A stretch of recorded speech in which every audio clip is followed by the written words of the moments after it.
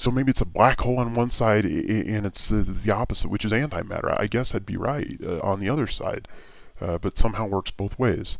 So you can use that both within the galaxy that we see and on the opposite side of it. That's on. If you had shot through that black hole slash antimatter, there's a whole other mirror galaxy there that is almost certainly designed exactly like ours and moving the same speed. And this would be that parallel universe people talk about. That's where it is. Now the question is, how do we use it?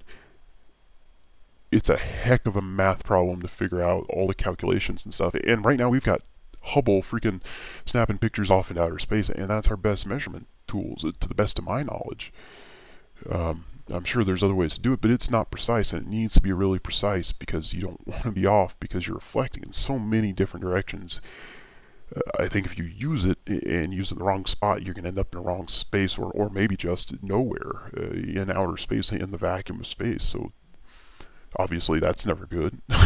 But how to use that fourth dimension, how to get from one to another. When I ask them, they seem to say it's already the same. Don't you see? It's the same. I don't quite understand that. You would think you'd have to use it somehow because it's already there, and we aren't using it. Or are we that primitive? Perhaps, yeah. So that's the fourth dimension.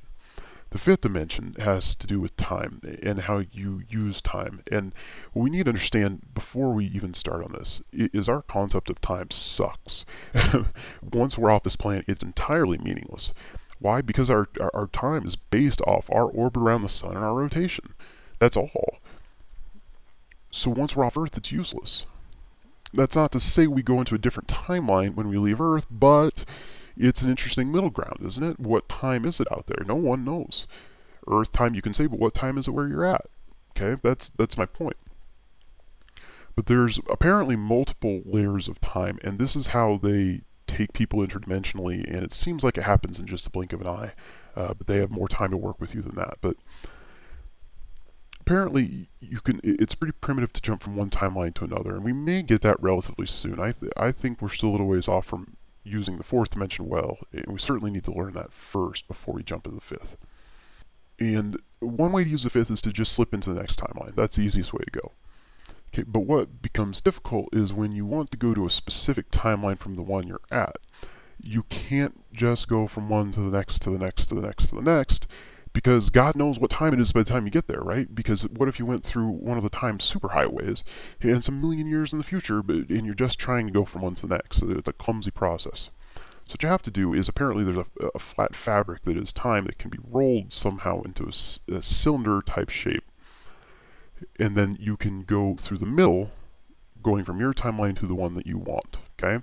That's the next highest level of using the fifth dimension, and then one past that, apparently there's enough of these, I don't know how many timelines there are, but quite a few, that you can wrap that cylinder that you've made and then take other cylinders and use that to make a larger cylinder. And I made drawings of this, and they're crappy, but that way if you're looking at this, you can see what I'm saying. You can kind of shoot through the middle and go all the way to another cylinder if you need to, and access pretty much any timeline you need to. Now, in order to do that, you need to figure out how to wrap time into a cylinder, and I can't do that. Well, I'd say I wish I could, but I don't know where I would go if I would, so I'll just let them do that for me. But that's essentially where we're headed once we want to travel further than our moon with people on it. That's how you do it. That's the only way to do it. Between that and then there's also different alignments of different stars that line up in geometrical shapes, and you got to get in the right spot in those in addition to it. And maybe that's how you wrap the time in a cylinder. Maybe you find time in a cylinder instead of physically wrapping it, and that comes at certain spots in the universe. I don't know for sure. That's as close in the ballpark as I can get you on that, guys.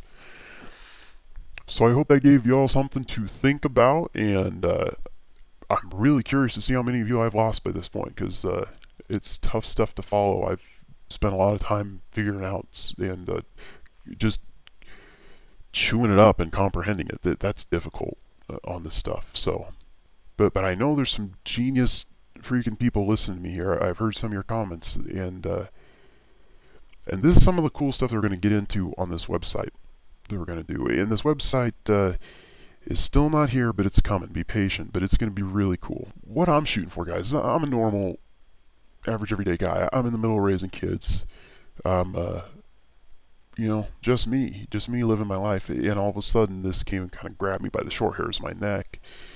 And I found from the only one who has that, there's a lot of us who are quote unquote awakening right now. And I believe that we're all hybrids, those of us that are awakening, yeah. There's a lot of us. It has a lot more to do with this recent population boom in the last 100 years than people would think. Which is relieving in a way, it really is. But it's going to be a social networking type group for people who are not asleep. And those of you who are still listening, I'm sure, are not sleeping anymore. And it can feel lonely on the other side, but the truth is it's not. And we've got to start compiling our ideas together and start working off of one another in order to accomplish much in terms of figuring this stuff out like I've just presented, because I think a lot of us have it. And it's going to be a public venue for that. It's going to be a public venue for, even if you don't have that, just to come tell your story. People write me all the time saying, I've never told anybody this before.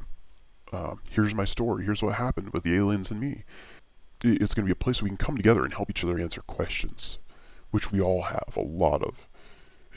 But this group's going to be very, very cool. We're going to figure out some amazing things there.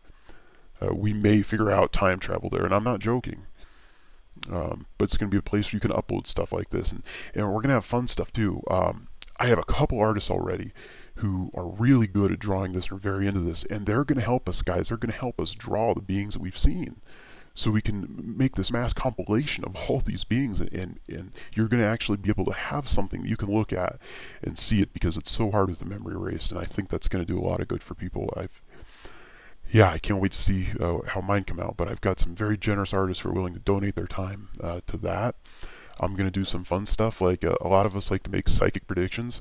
So we're going to keep score on our psychic predictions here, because most of us suck at it, generally speaking. With the specific stuff, big picture, it's pretty easy to spot trends, I think, but a lot of us seem to think, earthquake tomorrow, and bam, there it is. So we're going to do that. We're going to keep scoring. We're going to see who's really good at that, and it's going to be kind of a competition, and we're going to be able to check out each other's UFO videos and pictures. There's going to be a dating service on there for people who, I can't imagine being single and having this go on. I don't know how many more people are like this right now, but it sure makes me feel uncomfortable with myself sometimes, and just different and weird. And that's just society's pressures, but we're going to get past that, and we're put together a little dating site where people can get to know each other, not have to feel weird because they're fascinated by the subject, because there's a lot of people that are, not have to be alone because of that, because that's tough. A place where you can go where if you just need friends, some people to talk to, people to bounce ideas off of, have interesting ways of tagging ourselves with our interests, and then that way you can, see, okay, I want to meet someone who's a lot like me, or a lot like me in this subject, or even better, I want to meet somebody who's the polar opposite of me and see what we learn from each other. We're going to do that.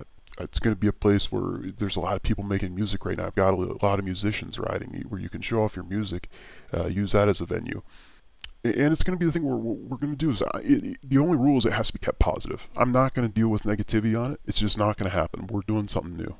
And it creates a wonderful environment for everybody to feel like they can share and show what they have and try to figure this out. Because that's what we all want to do, that's what we're all supposed to do, and we're going to figure out some cool stuff with it. But essentially we'll have a way of people recommending one another and saying, we all need mentors at time, all of us.